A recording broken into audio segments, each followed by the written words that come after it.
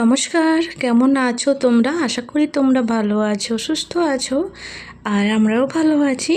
তো আমি সুমিতা, আমার ছোট্ট একটা নতুন ব্লগে সকলকে স্বাগত জানাই। তো এখন বাজে সকাল 7:30। তো এখন থেকে আমার ভিডিওটা শুরু করলাম। আর সকাল সকালই কিন্তু ঘুম থেকে উঠে মেয়েকে স্কুলে পাঠিয়ে দিয়েছি, তারপরে এলো মাছবালা। তো মাছওয়ালার কাছ থেকে মাছ নিলাম। আজকে 3 রকমের মাছ কিনেছি। আর প্রথমে ওই মোরলো মাছগুলো নিয়েছিলাম, সেইগুলো বেছে নিয়েছি। তারপরে নিয়েছিলাম চিংড়ি মাছ। আর যেহেতু মোরলা মাছ মেয়ে খায় না, তারপরে আর নিয়েছি ইলিশ মাছ। তো ইলিশ মাছও তো মেয়ে খেতে পারে না, কাঁটা। আর ওর সব থেকে যে প্রিয় মাছটা সেটা হলো চিংড়ি, তো সেটাই নিয়েছি। তো সব কিছু মানে মোরলা মাছ 100 নিয়েছি, আর চিংড়ি মাছ 100, আর ইলিশ মাছটা ছিল মনে হয় 200 গ্রাম। আর বেশি বড় সাইজের নিয়ে নিই। আর যা দাম, হাত দেওয়া যায় না বাবা, এতটুকু মাছটারই দাম 160 টাকা নিয়েছে। তো যাই হোক, আর এদিকে ভাতটাও হয়ে এসছে, প্রায় হয়ে এসছে ভাতটা। আর এদিকে চলো, আর রান্নাঘরটার একটু গুছিয়ে নিলাম। তারপরে মাছ ভাজা করতে করতেই বাকি কাজগুলো করলাম আর কি। আর সবজিও কেটে নিয়েছি। সবজি বলতে সবজি তো কিছুই নেই, শুধু আছে 2 না 3টে আলু আছে, টমেটো, এইগুলোই আছে, আর কিছুই নেই। তো বাজার করে আনা হয়নি, তাই বিশেষ করে মাছটা নিলাম আর কি। আর এদিকে ইলিশ মাছ ভাজা হয়ে গেছে। আর এদিকে চিংড়ি মাছটা ভাজা করতে দিয়েছি। তো এটাও হয়ে গেছে। এবার যেহেতু টাইম আছে আর একটাই রান্না করব, তাই আর কি মাছ টাছ ভেজে তার রান্নাটা তারপরে বসাবো, মানে তরকারিটা বসাবো আর কি। তো আলু দিয়েই কিন্তু আমি ইলিশ মাছকে সর্ষে বাটা দিয়ে হালকা হালকা ওই ঝোলের মতনই করব। অনেকে হয়তো শুনে হাসবেন, আলু দিয়ে, হ্যাঁ, তো এরকমই রান্না করব। আর দেখো, ইলিশ ভাপা কিংবা ইলিশ সর্ষে অনেক রকমের রান্না আছে। তো কিছু কিছু জিনিস আমি কিন্তু জানি, রান্না করতে পারি, কিন্তু এখন ওইসব রান্না করতে গেলে আরও কিছু একটা সবজি চাই। তো সেটা তো আর নেই, তাই আর কি মানে একটাই রান্না করছি, আলু টালু দিয়ে, যাতে এই ভাতটা খাওয়া যায়। তো তো এখানে আমি মোরলা মাছটাকে ভাজা করতে দিয়েছি। আর এখানে আলু, টমেটো, পেঁয়াজ, তারপর সর্ষের মধ্যে একটু ওটা কী বলে, রসুন, পেঁয়াজ, মানে সমস্ত কিছু বেটে টেটে সবজি রান্না করে নিয়েছি। তো সবজি টবজি রান্না করে তারপরে আমি না আমরা যে বাজার থেকে ভুট্টা এনেছিলাম, সেই ভুট্টাটা সেদ্ধ করেছি। একেবারে নরম, তো একেবারে নরম না, তো বেশিটা পাকেনি আর কি, তো নরম, সেটাকে সেদ্ধ করেছি। তো সেদ্ধ করে খাচ্ছি, এত ভালো লাগে না, মানে সেদ্ধ ভুট্টা খেতে পুরার থেকে আমার সেদ্ধটা ভীষণ মানে খেতে ভালো লাগে। তো সেটা এখন বসে বসে খাচ্ছি, কারণ আমি কিন্তু স্নান টান করে নিয়েছি, রান্নাবান্না করে বাড়ির সমস্ত কাজবাজ করে নিয়েছি, ঘর দোর মুছি সমস্ত কিছু কমপ্লিট, তারপর স্নানটা করে নিয়েছি। আর স্নান টান করে এই যে ভুট্টা খাচ্ছি। আর বড়মশাইকেও ভাত টাত দিয়ে দিয়েছি, খেয়ে দিয়ে ও চলে গেছে। তো চলে গেছে ওই স্কুলে। তো আমি এখন যাবো মেয়েকে নিয়ে আসতে, মেয়েকে আনতে যাবো। আর রেডি হয়ে গেছি, মেয়ের প্রগ্রেস রিপোর্টটা নিচ্ছি। চলো, সমস্ত কিছু লাইট পাখা অফ করে দিচ্ছি। এবার যাবো মেয়েকে নিয়ে আসতে। আর ছাতাটাও নিয়ে রাখবো, একটু রোদ বেরিয়েছে আর কি। তো আজকে সকাল থেকে বৃষ্টি হয়নি, মানে কাল থেকে বৃষ্টি হয়নি, জানি না কখন বৃষ্টি হবে। জামা কাপড়গুলো অনেক করে মিলেছি, তো তার বৃষ্টির খবর এখন আসা নেই। মেয়েটাকে নিয়ে আসি, চলো আমি মেয়েটাকে নিয়ে আসি। তো এক হাতে ছাতা নিয়েছি, এটা নেবো, ওড়না নেবো, তো ওনাদের একটু অসুবিধা হবে। চলো তাহলে।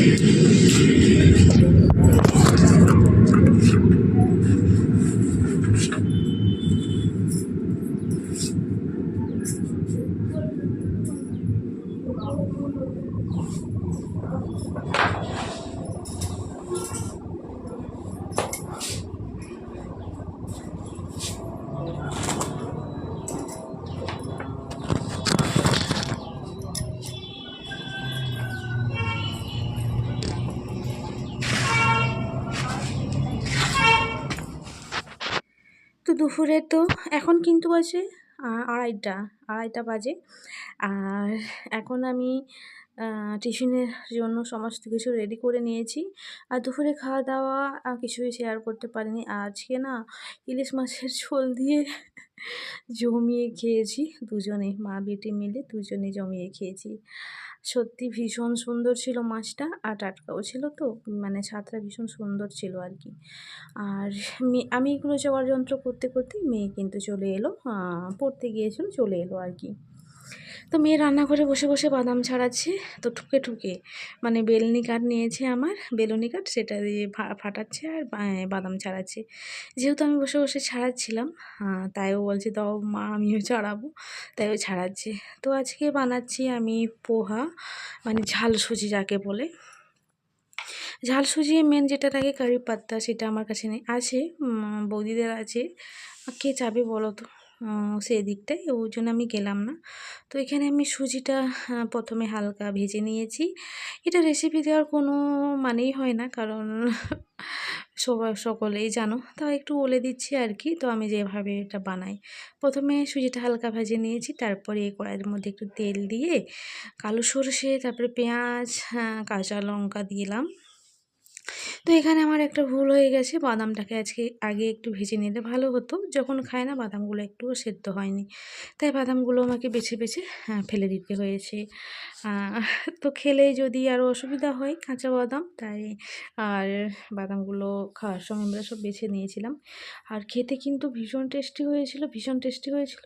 আমাদের পক্ষে ঠিক আছে, মেয়ের পক্ষে একটু ঝাল হয়ে গেছিলো, কারণ আমি ৩ টা কাঁচা লঙ্কা দিয়েছিলাম।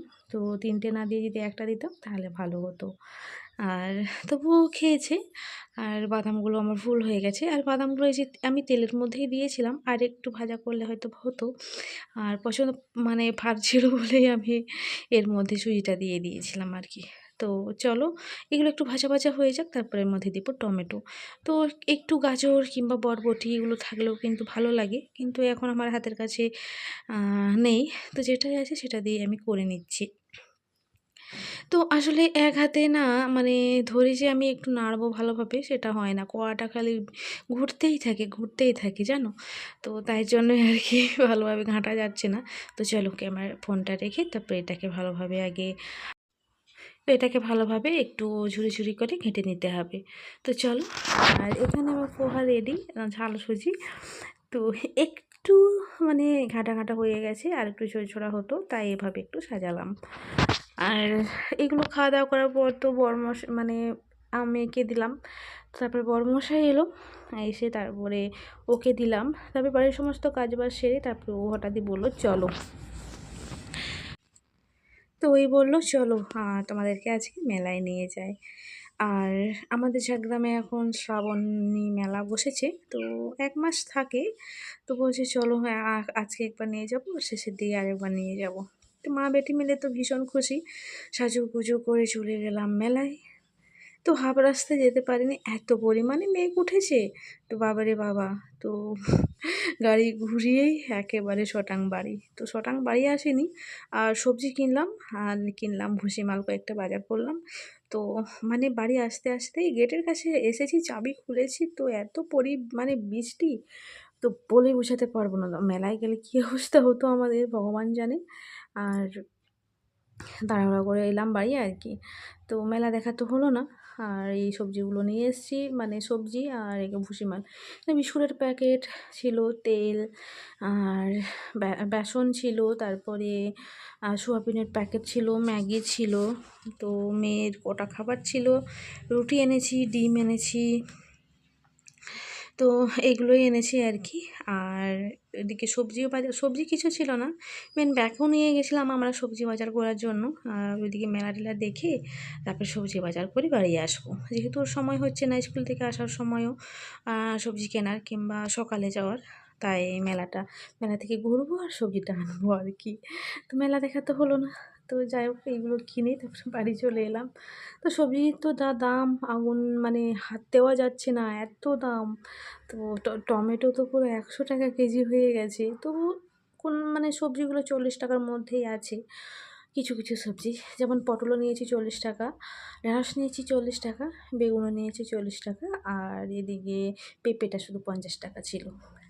তো তো আসার সময় আমরা আবার দুধের প্যাকেট একটা নিয়ে এসেছি, কারণ মেয়ে চা খাবে।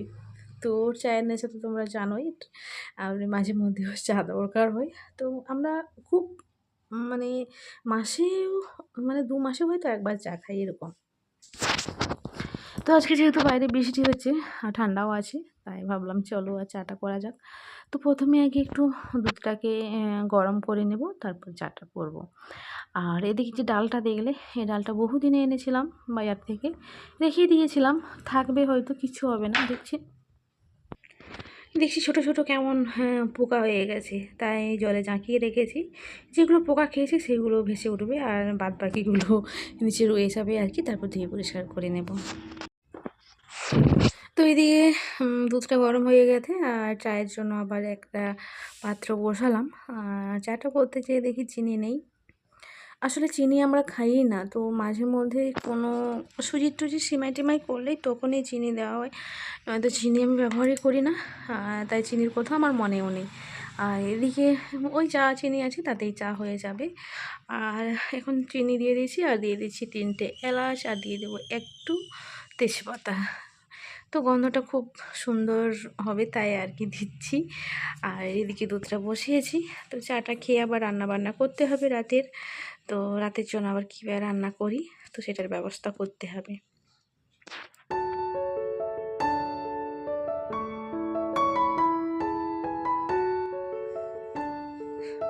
তো মেয়ে দিয়ে বসে আছে চা খাওয়ার জন্য, ওয়েট করছে। আসলে এই চাটাও শেষ হয়ে গেছে, তো আছে অল্প করে আছে। আর আমি চায়ে চা বানালে বেশি বেশি চা দিই না, কারণ মেয়ে খায় তো, দুধের পরিমাণটাই বেশি থাকে। আর এদিকে কাপ বের করে নিয়ে চলে এসেছি, আর কাপগুলো আমি ধুয়ে পরিষ্কার করে নেব। তো ওই কাপগুলো আমার ভীষণ প্রিয় কাপ। তো এত ভালো লাগে না, চা দিলে না এত সুন্দর রঙগুলোও দেখায়, আর জিনিসটাও সুন্দর দেখায় আর কি। তো যাই হোক, চলো, চাটা হয়ে গেছে, এখন চাটা আমি কাপের মধ্যে এবার ঢেলে নেব। তো এদিকে চা কমপ্লিট। তো চলো চাগুলো এবার ঢালা যাক। তার এদিকে স্তর সইছে না, খালি চেঁচামেচি করছে যে চা আনো মা, এখনো হয়নি। তো আসলে বাচ্চারা এরকমই হয়, তো আমরাও এরকম ছিলাম। মা কিছু বানালে তখন সারাদিন চাতক পাখির মতন চেয়ে থাকতাম যে কখন একটু খাবো, তাই না? সেও সেরকম। আর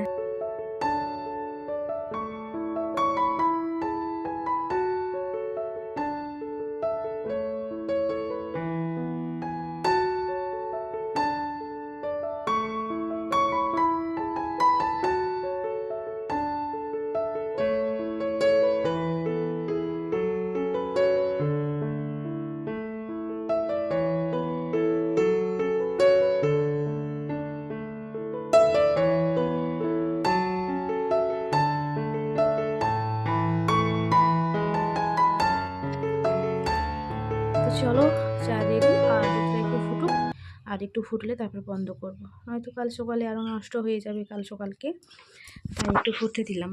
আর তো চলো, আর এদিকে সে রেডি খাবার, রুটি এনেছি, রুটি নিয়ে কিন্তু ও বসে আছে, রুটি বিস্কুট নিয়ে কি। প্রথমে ভেবেছিলাম টোস্ট বানাবো ডিম দিয়ে, তারপরে দেখলাম না, ও বলছে শুধু রুটি দিয়েই কিন্তু মা আমি চা খাবো, তাই আর কি টোস্ট করলাম না। এদিকে দেখছি বিস্কুট, নিমকি, রুটি সব কিছু নিয়ে একেবারেই বসে আছে আর কি খাওয়ার জন্য। আর বহুদিন হয়েছে এরকম পাউরুটি দিয়ে চা খাইনি, কিন্তু পাউরুটি কিংবা এমনি রুটি দিয়ে চা খাইলে না খুব সুন্দর লাগে খেতে, ভালোই লাগে, আমার তো ভালো লাগে। তো মেয়ে একটা রুটি খাবে, আর আমরা দুজনে একটা হাফ মানে হাফ করে খাবো আর কি। তো চলো তোমাদেরকে বাইরে একটু দেখিয়ে দিই, বাইরে কী পরিমাণে বৃষ্টি হচ্ছে। তো এখন তো তবু অনেকটাই কমে গেছে, জোর হচ্ছিল, এখন মোটামুটি পড়ছে আর কি। তো যখন বৃষ্টির দরকার, যে সময় বৃষ্টির দরকার সে সময় বৃষ্টি হয় না। তবে এটা ভালোই হয় যে রাত্রে বৃষ্টিটা হলে আমার কিন্তু ভালো লাগে। দেখো সারাদিন জামা কাপড় যে কোনো জিনিস মেলার থাকুক, শুকনো করার থাকুক, সারাদিন রোদ দিল, সব শুকিয়ে গেল। এবার সন্ধ্যে থেকে বৃষ্টি হোক না, সারা রাত বৃষ্টি হোক না, কোনো ব্যাপার নয়, আবার সকালে থামুক, এবার যে যার স্কুল অফিস যা যেখানে আবার যাবে, এইরকম আর কি। তো মানে আগের মতন আর বৃষ্টি হচ্ছেই না। তো কবে যে লাস্ট দেখেছিলাম আমারই মনে নেই। তো আগে তো সারা রাত সারাদিন বৃষ্টি এমন ঝমঝম করে পড়তো, সে গোটাই যেন মাঠ ঘাট ভরিয়ে দিত। যেহেতু আমাদের বাপের বাড়ি কিংবা আমার শ্বশুর বাড়ি পুরো মাঠের ধারেই, মানে মাঠ দেখা যাবে আর কি বেরালেই। তো পুরো সাদা হয়ে যেত। বর্ষাকালে তুমি কিছুই দেখতে পেতে না, শুধু জল আর জল, জল আর জল। কত মাছ কাঁকড়া ধরে ধরে আমরা খেয়েছি। এখন আর মানে সেই নেই, সেই দিন আর নেই।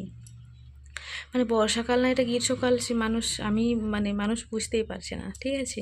তো আগে মানে এই শ্রাবণ মাস কি অনেকে ধান টান রোয়া কমপ্লিট হয়ে যেত কিংবা শুরু হয়ে যেত। এখন তো সেটাই আর হচ্ছে না, কারণ বৃষ্টিও তো নেই। আর চাষ হবে কী করে, তাই না? আর এদিকে আমি রান্না বসিয়ে চাটা খেয়ে রান্না বসিয়ে দিয়েছি, আর এদিকে মেয়ে পড়ছে। ওকে টিউশনে পড়া দিয়েছে, সেগুলোও কমপ্লিট করছে, আর বড়মশাইকে পড়াচ্ছে, আর আমি সেদিকে রান্না করছি। রান্না বলতে আমি ভাতটা বসিয়েছি, আর কি রান্না করব সেটাই ভাবছিলাম। তারপরে ভাবলাম চলো সেদ্ধ ভাত করা যাক, আর এখন রাত্রিবেলা আর কি রান্না করব।